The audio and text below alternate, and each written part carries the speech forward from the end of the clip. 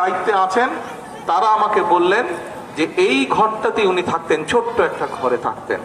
একটা মানুষ যে সারাটা জীবন এই দেশের খেটে খাওয়া মানুষ, কৃষক বলেন, শ্রমিক বলেন, দিনমজুর বলেন, তাদের জন্য রাজনীতি করেছে, তাদের কথা বলে গেছে, তাদের দাবি সবসময় তুলে ধরেছে, তাদের কষ্টের কথা বলেছে।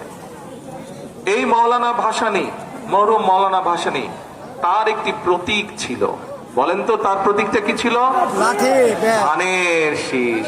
এই মৌলানা ভাসানীর প্রতীক ছিল কিন্তু ধানের শীষ।